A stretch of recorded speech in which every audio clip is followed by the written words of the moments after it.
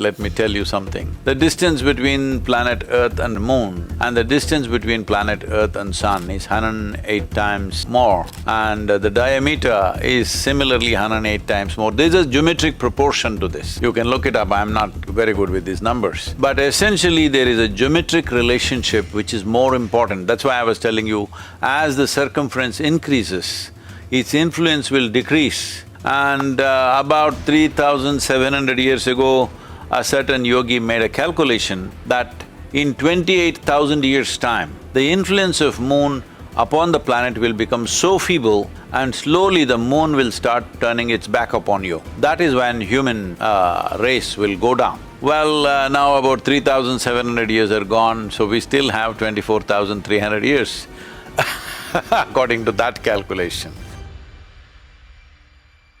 There's clear description of yoga's influence, or at least the influence of the moon, the relationship between the moon and human physiology is clear in yoga philosophy, right? And so, and almost even more intimately connected into our everyday lives than we would ever think, right? Most of our, at least in North American culture, most people hardly recognize that there's a moon outside.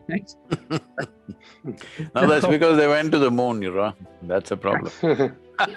Maybe when we start, traveling to the moon as like I don't know, as for leisure, it'll be more in mind the importance of it. But you also mentioned in your writings that practices from the yogic tradition that specifically are meant for maybe spiritual practices. Tying your behaviors on this planet, your spiritual practice, how can a spiritual practice on this planet be influenced by a rock in the sky up there? Is that really a possibility? And if so, how is it interacting with your physiology, at least from the yogic perspective, right? So there's 11-day cycles where there's fasting. It's related to that kind of practice of working with your gut. So I'm really curious about how that may relate to a spiritual experience. Well, David, we are all this life, including you and me, are living on a rock here which we call as planet Earth, isn't it? It's just a rock for somebody else who is looking at us from elsewhere. So, about how it influences, I do not know what is the direction of studies which are going on, but I think from what I have heard from people are largely trying to measure changes in the brain activity and stuff like that. But it would be helpful because from my experience, I know that the maximum amount of change happens in your belly, in this region, which you call as the gut, because that is where the real change happens, and it has consequences in the brain and the rest of the body. So, one important aspect of taking in the moon, there are practices in yoga where you can live like every day, in your experience, it's like full moon. The same full moon impact is on in your body on a daily basis. There's a whole lot of practices like that. So we say this is somebody has become like an eternal moon within himself, that is like a full moon, always. Because certain things can be done in the system, the impact that the full moon has on various aspects of your body, the cellular behavior in the system, this can be replicated on a daily basis simply by activating this dimension. Well, to give some background to that, see, who we are as life is a consequence of how this planet functions. How this planet functions is a consequence of its position in the solar system, and definitely the sun is a major powerhouse which fires everything, and the moon, which is a satellite by our understanding, but it has a significant impact on the production of life on this planet.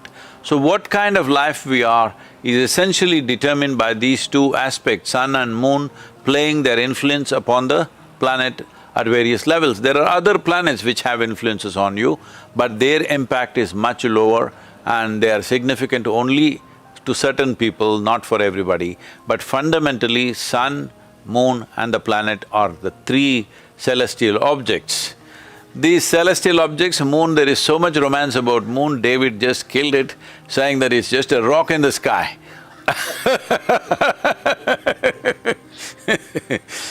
So many people have fallen in love on that day, David. Now you just made a rock in the sky. Well, why is this rock so special? Compared to other stars in the sky. I mean, it is close, so we see it and we engage with it a little bit more. But is there something unique about the moon itself, or is it really just an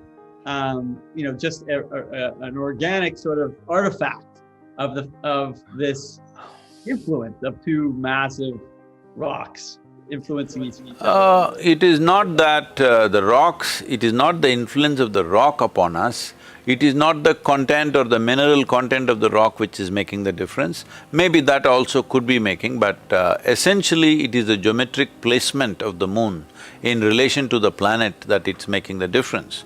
For example, there are numbers like this. I am not very good with mathematics, but let me tell you something. The distance between planet Earth and moon and the distance between planet Earth and sun is 108 times more, and the diameter is similarly 108 times more. There's a geometric proportion to this. You can look it up, I'm not very good with these numbers. But essentially there is a geometric relationship which is more important. That's why I was telling you, as the circumference increases, its influence will decrease. And about 3,700 years ago, a certain yogi made a calculation that in 28,000 years' time, the influence of moon upon the planet will become so feeble and slowly the moon will start turning its back upon you. That is when human race will go down.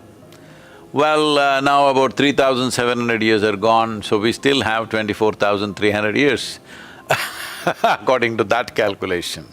So, as this 20 millimeter excess of the radius that is happening year on year, which has been confirmed by scientific measurements, if this continues for another 28 years or 28,000 years or so, then they say the influence of moon will become so minimal on the planet that it may not be able to help us to regenerate. So, this regeneration process is not in the brain, it is in this region, which is very important. So the influence of the moon maximum is on your gut. So this is the reason in India there is a whole tradition on full moon day how you should eat, on a new moon day how you should eat, for every phase of the moon how you should eat on that day, both in terms of quality of food and the quantity of food, what you should do so that you can get maximum benefit of the moon phase of that time. So one important thing is, in India, this was the practice traditionally in the Hindu calendar that for all activity that we are doing, there were no weekly holidays, there was 3 days break for full moon and 2 days break for new moon. But there was no Sunday, Monday kind of holidays. So now we've just come to this because these numbers are easy to calculate. You don't have to look up at the sky. As you said, most people who live in cities don't even know there is a moon that exists, they only read about it somewhere. They've never looked up in the sky. At least every month they're not looking it up, definitely not every day. Even the full moon nights, they're missing it completely because the lights are all bright and blazing. So where will they ever, Professor Horace suggested that, the light pollution in Seattle city is much more than the moon, so where will they notice it? They will not notice it unless they're out in the open somewhere. Generally, people notice it if they're in the wild or especially if they're on the ocean, then you cannot ignore the moon, you understand what kind of significance it has. Today, all our marine vessels are powered. Otherwise, in ancient times, tides and mariners are like, inseparable. There is no way. So their full moon, new moon and their expeditions were so very connected. It definitely has more impact than just causing minor differences. We were talking about how the sleep quality changes.